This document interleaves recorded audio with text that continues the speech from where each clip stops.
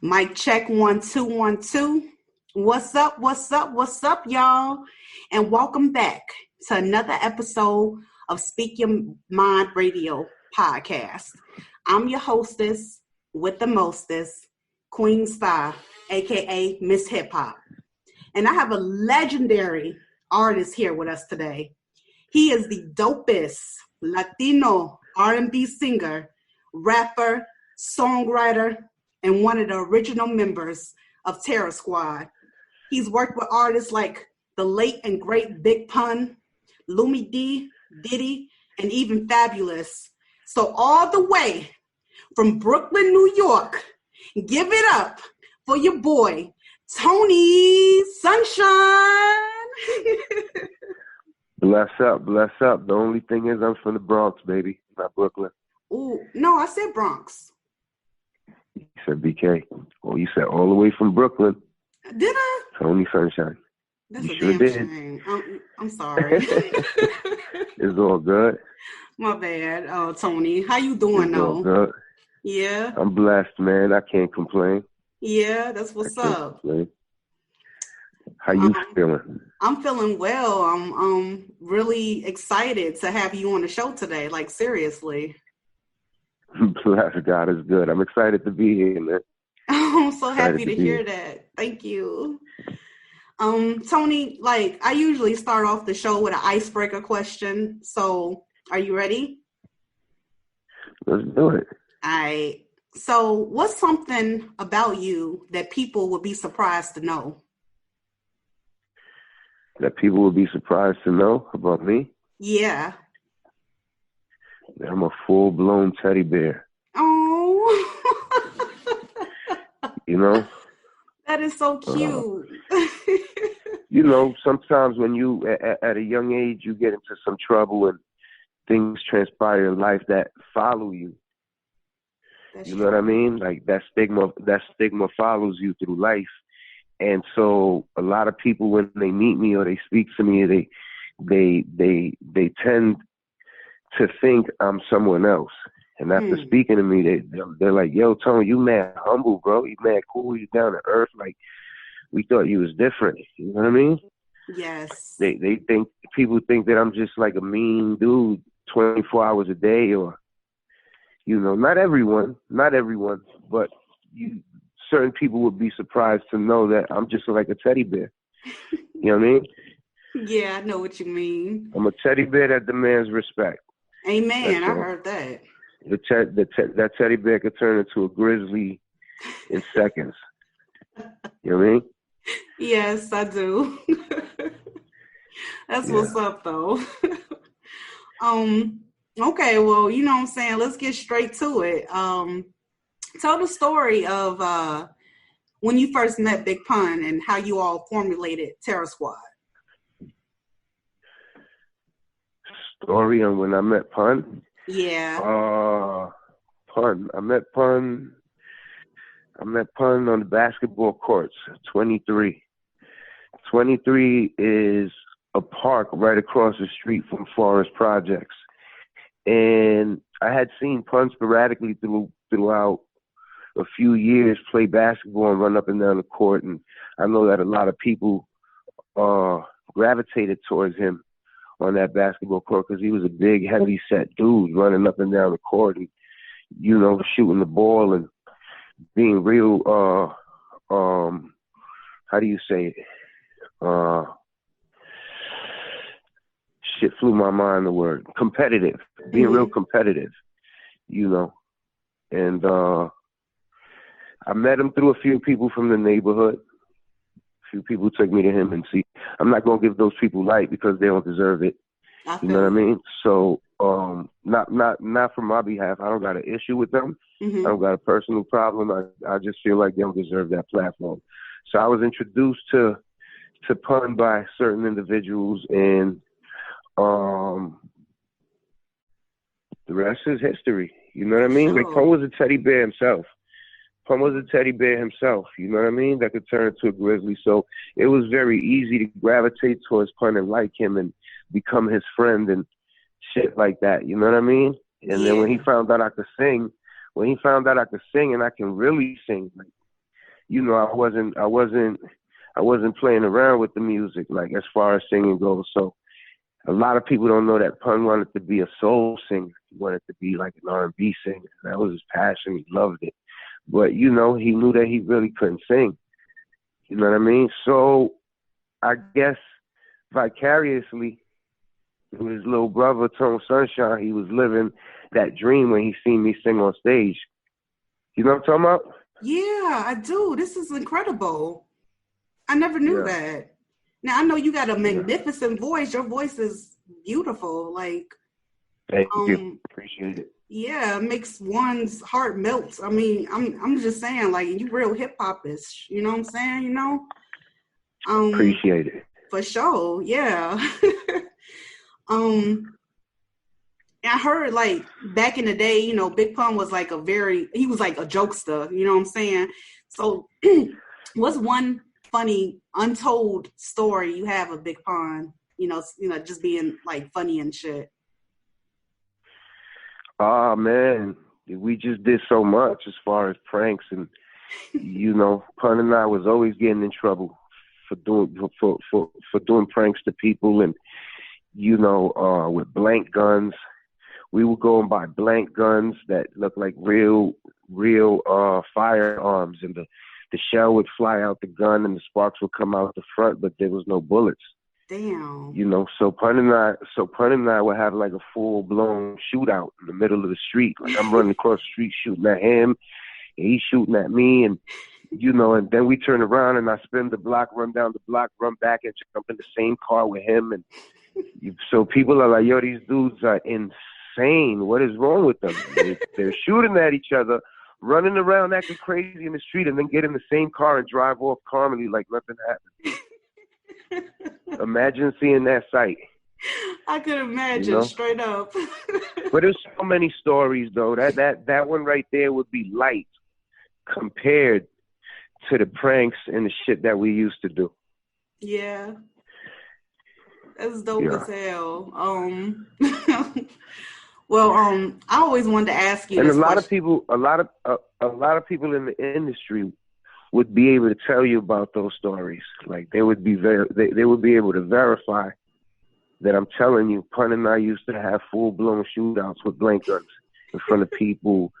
We would run up in people's sessions while they were recording and have a shootout, and it was just so funny. Well, to us it was funny. I don't know about them. No, I could imagine it being funny to them too once they know it was fake. Oh yeah, no. Later on, we would always explain to them.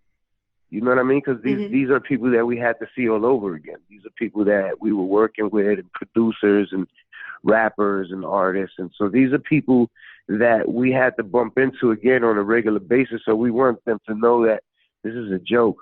Like, we joking. Right. You know, I mean, they had to know. Yeah, obviously. Y'all getting in the same car together and then bumping fists at the same time afterwards. Right. Right. That's so funny. But I gotta know though, what exactly does sunshine represent at the end of your name, Tony? Say that again. What exactly does sunshine represent at the end of your name? Like, why you call yourself Sunshine? Yeah. I guess Pun seen a bright light in me. He seen the light at the end of the tunnel. You know, Pun always had big plans for me. He always, you know, he seen some for me. He seen some about me, you know, and like Pun was so overprotective over me. Like if I was his real little brother, like if I was his blood, like a lot of people will verify how overprotective and crazy this dude was about Tone Sunshine. But back then my name was R&B. Really? And R&B was given to me by one of the original Terror Squad members. Because, you know, Terror Squad is not only a production company or rap group or a bunch of artists that got together. You know, Terror Squad has been a family since the late 70s. Wow. You know, we have police officers, we have firemen, we have doctors, as well as, You know, it's not like we just have a bunch of crazy dudes running around. We have lawyers. You know, it's a big family. So there's if we was a real gang, there would be sets. You know what I'm talking about? Yeah. It would be different sets. Well, so they used to call me R&B, and that name was given to me by Giz, the late great Gizmo, the magician. He was also an artist. He was also a rapper, but you know, due to the streets, they took him from us. And God rest his soul, he called me R&B, and R&B stood for Rough Brother. Wow. You know, and back then we thought it was clever because we was a bunch of project kids. We didn't know we was gonna really be famous. We didn't know we was really gonna, you know, get deals somewhere along the line, and we was gonna travel the world and do the things we did. So that sound clever, Rough Brother, R&B. That is clever. And then one day, we sitting in Pun's house in the Bronx, and Source Magazine and Double XL had came to interview him on separate interviews, of course, 2 different magazines. But, you know, in a few hours time span.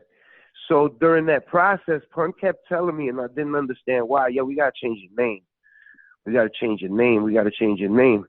And throughout the day, he gave me a bunch of bogus, fucking super funny names. And I was like, come on, bro. You tripping. And then he came fine. Last but not least, he came with, I got it. You got it? Got it. Tony Sunshine. And I hated it. What? I hated the Sunshine part. I was like, nah, dog. Tony Sunshine? No way. And he was like, all right, I got to think of another one. Just give me some time. During the process of that time, Source Magazine is already interviewing him. They turn around and they ask him, Pun, any future ventures for Terror Squad? Any future ventures for Big Pun? And he was like, yeah. I'm putting out my little brother, Tony Sunshine. You probably heard of him, Tony Sunshine. You know, he's going to do to the hip-hop community what I did to the R&B. You know, what I did to the hip-hop community, he's going to do to the R&B world. And that was that. He called me Tony Sunshine in Source Magazine, and you know, I was already branded. That was it. It took a life. Tony Sunshine took a life of his own. Wow, that's an incredible story that I never heard before. I just, out of all the interviews I saw you give before, I didn't even know that. Like, that's cool as hell. Right. And it stuck with you, Tony Sunshine. Like, you know what I'm saying? Oh yeah, I love it now. I love the name now. You know, I can see the genius in the name, and you know, I understand it. He's seen the light. He wanted me to be different. You know, he wanted me to be different and not stray into the tough guy gangster shit. You know, which is inevitable coming from where we come from. Right. You know. So, but I love the name now. It is what it is. I love the name for you too. It really stands out. It stood out to me in the beginning. So for sure.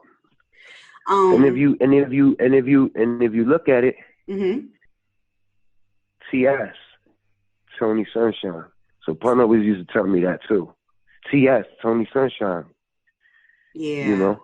T.S. So those letters stand for not only Terror Squad but Tony Sunshine. Damn, that's deep. That's deep right there, for sure.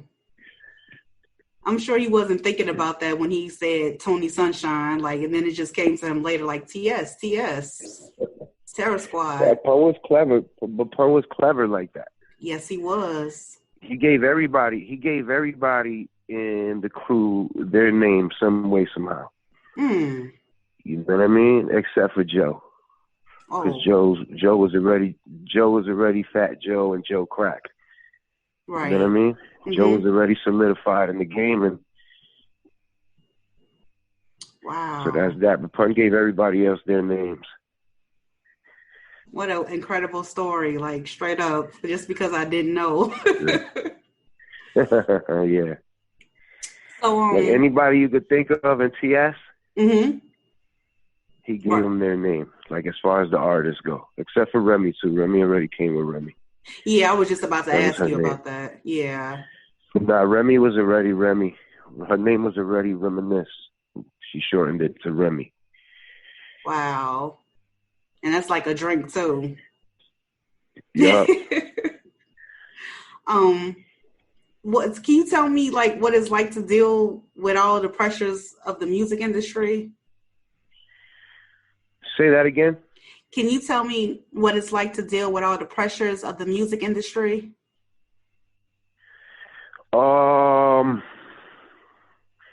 It's just like what you said. It's pressure.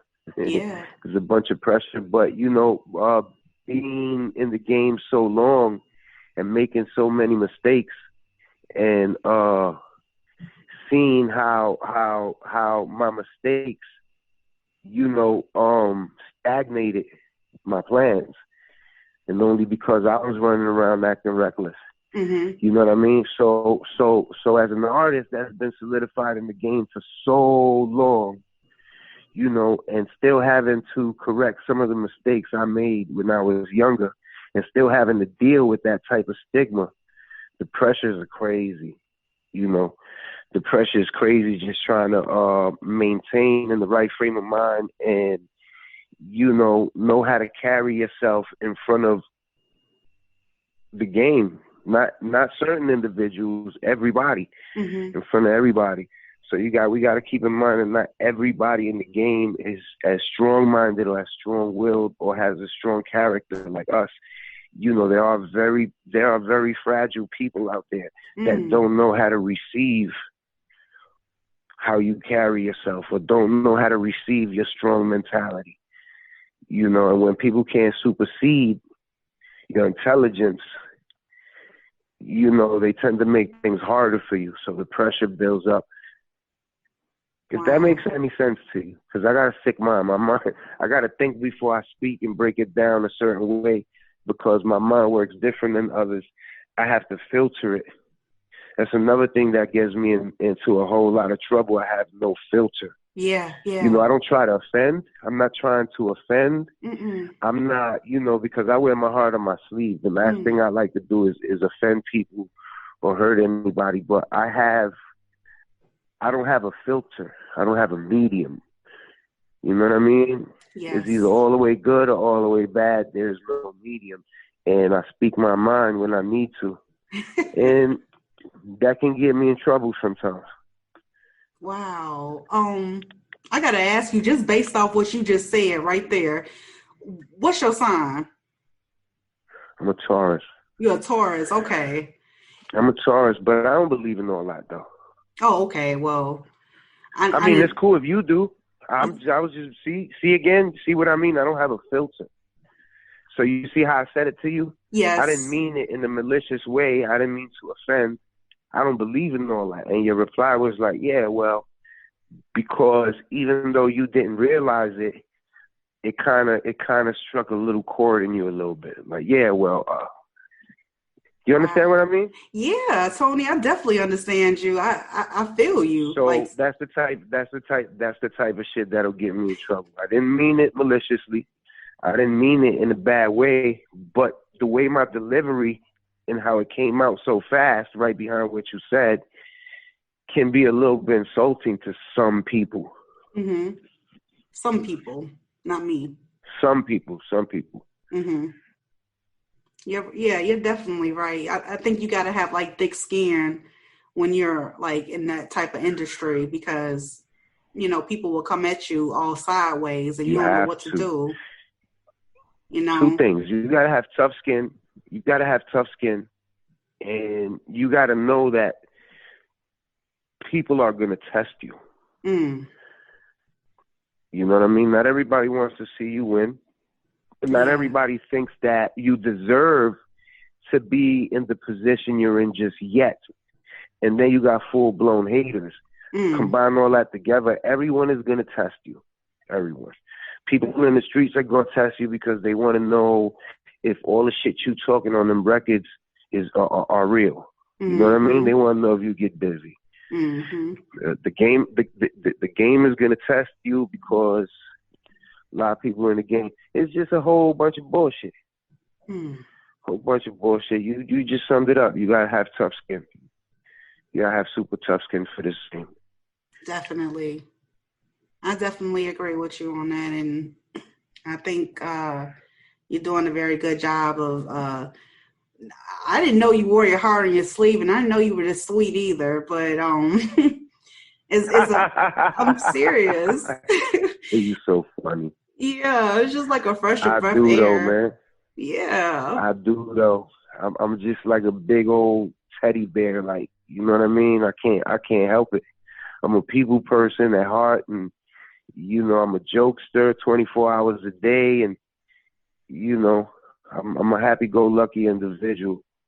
But again, that shit could go away in a drop of a dime. Sure can. Sure can go away. Fact. I want to talk to you about your song, Take Me Away. Okay. Where you talk about thoughts of suicide and deep depression. That shit hit home for me, What inspired you to write such a powerful and emotional song like that? Idle time. Say it again. Idle time. Idle time. I guess that was just a big bottle of emotions. Yes. You know what I mean? Let's just say, like, you take a Pepsi or a Coca-Cola and you shake it, and you shake it and you shake it and you keep shaking it and you keep shaking it and you shake it, and when you open it, that shit just busts out crazy. It just comes out. Yeah. Yeah. I guess that's what happened to me with suicide.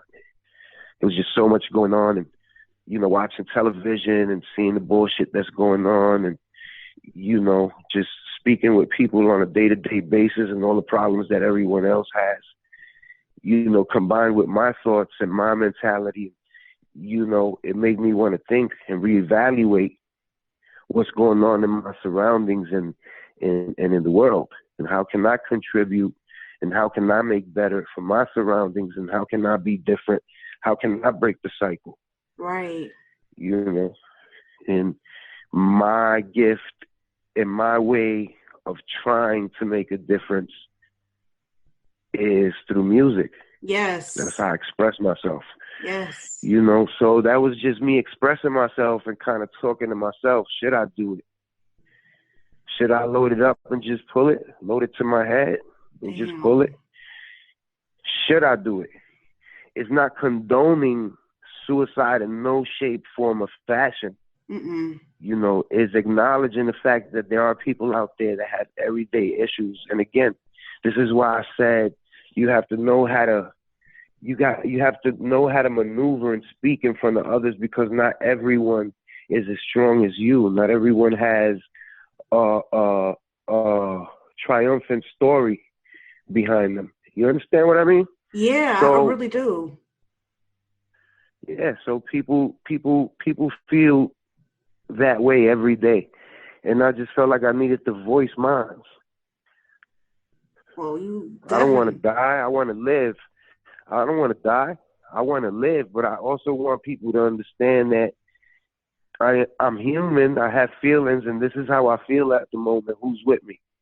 I even put a 1-800 hotline number on the bottom that people can call if they feel like they're in danger within themselves. A lot of people don't know you could be in danger within yourself and not even know it. Yeah. You could be harmful, hurtful.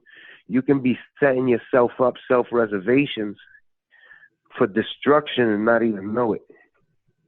Wow. Like self-destruction. So that's how that record came. Yeah, that's how that record came about. Idle time and just a bunch of emotions overflowing. Well, that record was one that needed to be heard by a few people that I know personally, because you're right. Everybody isn't strong. Right. I mean, and if I would have got the support that I needed, that I deserved from radio, from satellite radio, from all, the song would have made a difference. I got a few critiques because of the auto-tune, and I don't really come from the auto-tune era, but I respect the evolution of the game. So I felt like it was important to add that element in order to have the youth listen.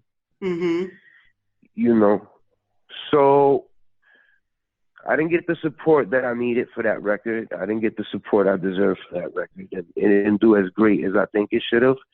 But I'm glad that it made an impact to the ones that really needed it. Yes. I'm thinking about revisiting that record and doing an acoustic version with just the guitar in the acoustic version type of way, so that people can listen to all the words and get a grasp of my message in a better light. I would love that. I would love to hear that. Yeah. When you start working on that project, hit me up so we can play it on air straight up. Well, the project is almost done. Yeah. I got like a record and maybe some ad libs to add to another one before I drop this project, this EP. It's going to be a 4 to 5 record EP, and then I'm going to follow up with like a street mixtape or something, to create a buzz and let the people know I ain't never really went nowhere anyway. You know what I mean? I ain't never really went nowhere. I'm just learning how to be computer savvy now. Is the era of the microchips. Yeah, definitely. You know what I'm saying? Is the electronic era. So I had to really get in depth and learn how to utilize my Instagram and utilize the tools that Facebook give you, and learn my way around Twitter and the Vivo accounts, the YouTube accounts. Mm-hmm. There's just so much now that we can do as artists that I had to educate myself on, as well as Los. Los be on top of his game when it comes to the computer shit. He be on top of it. I believe you. But I had to learn my way around that, and I'm still learning because I'm computer literate like a motherfucker. I'm still learning, but once I get it down packed, everything else from there is fair game. Right. Yeah, you definitely speaking to a whole nother generation of people that need to know who you are and how talented you are and how unique you are. Appreciate you. You are definitely it. A lot of these little trap R&B dudes running around and they sound dope. I think they're amazing. A lot of them, as well as I think a lot of them are just trash. But I get the evolution. But what I'm trying to say is a lot of them don't even know where they got that from. Right. They don't know where they got their style from. They're not educated on hip hop and R&B and the original R&B trap gangsters and the original R&B niggas that was talking hefty duty. There was really none. There was only me, by the way. Right. You know what I'm saying? Right. So when I was doing it, I was told that it would never work. There's never been an R&B rapper. There's never been a true bad boy R&B dude. You know what I'm saying? Like when I say a true bad boy, I mean like a real one. I don't want to get too crazy with what I mean, but there was none. And they told me it would never work. Let's fast forward 10, 12, 13 years later. If you are a rapper that can't hit a note or carry a tune, you might not get signed and be overlooked. You know what I'm saying? If you're a rapper, if you're a singer that can't spit a few bars here and there, you might not make it and get overlooked. That's true. It's the wave these days. It's kind of like a requirement. You know what I mean? Yeah. And so back then, it was that's where my heart was. Like if I could play you the records I was making back then, that Jive probably sitting on, and all these labels I was sitting on. I was making R&B rap records. I was singing I was singing my own hooks. Yep. And spitting my own bars. Yes, you were. And they told me, the game told me it would never work. Like a lot of people I would come across would tell me like, yo, nah, like, yeah, okay, cool. No problem. I love making R&B records. My heart is really into making pop records. But what I'm the Really? greatest at. Oh yeah, I got super pop records that are amazing. Oh yeah, that's right. The record you made with Lumi D, "You're Like the Wind." Yeah, that's pop. That was Yeah, my favorite song but back in 2007. yeah, I got songs for everybody, man. But look, my heart is in making pop music. You know, I love making R&B music because I can really sing, and I love proving to people that I can really sing. Because a lot of people think that I'm just the hook guy that sang the hooks for Terror Squad. You know, they really ain't never get a grasp on a whole album or really come to one of my shows and see me sing live where it's like, yo, this kid really sings like he sings. Right. Shit, not studio, he sings. But what I'm really great at, what I'm phenomenal at, you know, how I contributed to changing the game was the R&B gangster shit. So now when I play people a little R&B record, or I play people a pop record, they're so caught up in the music I used to make that they don't even give it a chance. They're like, nah, but yo, we want to hear a song like T.O.N.Y. Or we want to hear a song like Desert Eagle. But that was then, this is now. You know what I mean? Like, that was then, this is now. That was me making records to get my foot in through the door. You know? Yeah, I didn't think that stigma was gonna follow me, so this is what I tell you. That's the stigma that follows me. That's cool, but we want to hear you shoot 'em up, bang bang on a record. Shit like that. You know, you said, you know, you do have like an R&B, hip hop type of vibe, and there's one song that I just heard you on. What's it called? Bruce Leroy. Man, I'm telling you, that shit was popping. Okay.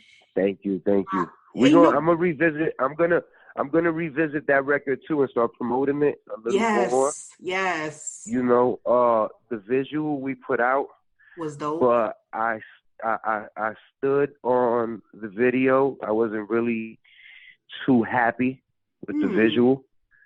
The vision didn't come out the way I really wanted it to, and you know, it didn't paint the picture that I wanted to paint.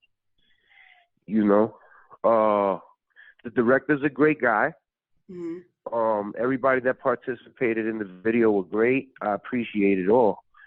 You know, I just feel like we could have did a better job with the visual, and so that made me fall back a little bit on the song itself. So I might revisit it. When you say the visual, because the video was on point to me, you know what I'm saying? Like, it definitely embodied that 1995 film, The Last Dragon. You know? Right. And that's great. Yeah. And that's great. That's just one element, though. Okay. That's just one element. It didn't paint the picture that I was trying to create. And what's that picture? It didn't bring, huh? What's that picture you're trying to paint for this song? Bruce Leroy, I got the glow. Yes. I got the glow of Bruce Leroy. Yes. Bruce Leroy was a champion. I know. Bruce Leroy was a champion, and the glow just meant that he was shining. You know, so I wanted to capture more of my outfits, the jewelry, more close-ups on the jewels, the diamonds, because a chain doesn't necessarily have to be a super-duper giant gaudy chain to shine. You understand? Right. So just capturing a little more of some of the jewelry, capturing more of people interacting in Chinatown, flipping the chicken, tossing the rice, chopping the duck, you know, broad daylight Chinatown, people walking up and down Chinatown with the straw hats and the black suits with their hands folded in. You know, there was just so much. There's just so much that I wanted in the video that we didn't capture, and didn't get, that it didn't paint my visual. Right. Then it wasn't. It was. Yeah, I wasn't, and I'm very anal about things that I want things I want to come across. Like, so I just fell back a little bit. But like I said, the director is a good dude. He's a hell of a director. I'm not taking anything away from what he does, and everybody that participated was great. Most definitely. Just not my vision. Okay, you got to definitely revisit that record and do exactly how you want to do it and promote it more, because I'm going to play the record right now. I'm going to play a snippet of it because I want people to check it out. Right. All right. Everybody, this right here is Tony Sunshine Boy and Bruce Leroy, one of my favorite freaking songs of all time. Let's go. Get it. Appreciate it.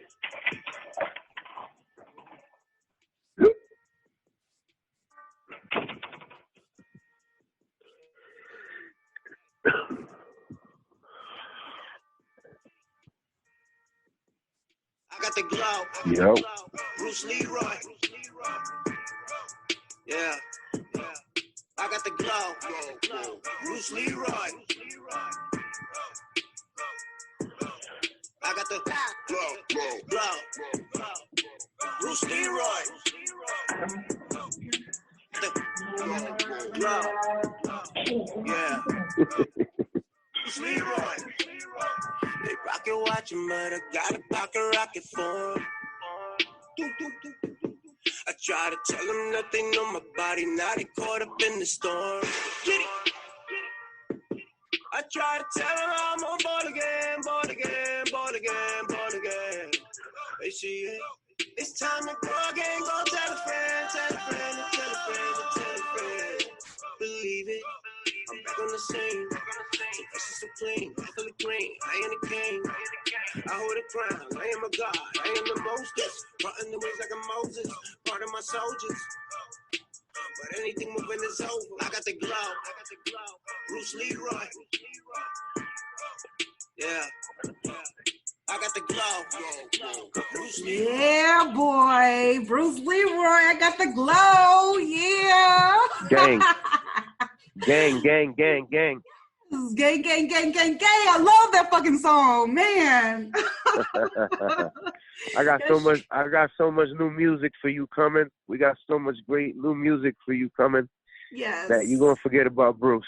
For sure, for sure. I cannot fucking wait to hear some new joints from you. Like, seriously, you gotta come through. You know what I'm saying? It's coming. Definitely Yes. coming. I got this record called Gang Gang that we're getting ready to put out. I'm just making sure that it's polished and it's right, and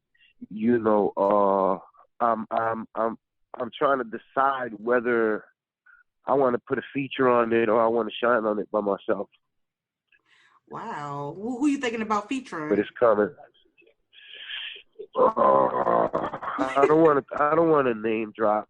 Okay. I'm not going to name drop, but it's going to be somebody. That's gonna be dope, man. It's not going to be a nobody. Right. I mean, nobody is really a nobody. But in this game, you got to have a somebody. That's true. So it's not going to be a nobody. It's going to be a somebody. You got it? Yes, I got you. I completely understand. Hello? Can you hear me, Tony? Oh, yeah, you was breaking up. Oh, okay. I gotta ask. Yeah, I can hear you. Okay, cool. Yeah, I can hear you. Can you freestyle a 30-second song? Yeah, you breaking up. I'm breaking up. Hello? Yeah, you breaking up. Am I still breaking up? Huh? I'm outside right now, my love. I'm outside. I'm in Wawa. No, I said you asked me to spit a freestyle and all that. I'm saying I'm in Wawa. I'm ordering the sandwich. I'm in front of all these people. Damn, for real? You know what I mean? Oh, okay. You busy out there. Okay. Hello? Can you hear me? Yeah. I'm in Wawa. It's cool. Yeah. Okay. Yeah, I can hear you. Okay, you can hear me now. Great. Well, Appreciate it. Tony, Yeah, I'm definitely outside in the street. I'm at Wawa. Okay. You're breaking up, my dear. No, I don't. You're breaking up. I'm still breaking up. I don't know how to fix me breaking up. Maybe it's the phone, but I don't want to blame it on you because it's probably me. Hello? Nah, but stay still. You probably walking around or something. No, I'm standing still. Oh, maybe. I mean, I moved from my crib. I was just in my crib. I'm walking though. I'm in front of Wawa. Oh, okay. Well, But I can hear you. I can hear you clearly now. Okay, great. The 30-second freestyle. I owe you. I got you 100%. Okay. I told you I told you I was just a little under the weather. Yes. And at the same time, I'm in the street in front of people with Wawas and all that. So I apologize. You hear me? Yes, I can hear you, and it's okay. Thank you for stating that, though. Bless up. I want to thank you so much again, Tony Sunshine, for hanging You're very, out. you're very, very welcome. And I truly, truly, truly, from the bottom of my heart, appreciate the support. You are a blessing. You are an angel. Thank you so much. Wow, you're welcome. I mean, God, you're very welcome, and I can't wait to hear more from you. Yeah. Well, we got to understand, without people like you, artists are nothing. You know, the artists got to stop pretending like we don't need our fans and we don't need our interviewers and we don't need the people that put us in a bright light. Right. You know? So it's important for me to express myself and let you know that you are a special element in my life. People like you, the interviewers, but the people that want good, you know, because you got some interviewers and you got some podcasts out there that are straight dickheads. Right. They just want to exploit some shit for clout, right. followers or something. I don't know what it is. Me either. But I appreciate you, my dear. You're welcome, Tony. Bless up. Bless up. And thank you, guys. It was a pleasure. For sure. Yep. Well, you have a good night, Tony. You too, my love. Okay. Peace out, man. Bless up. Bless up.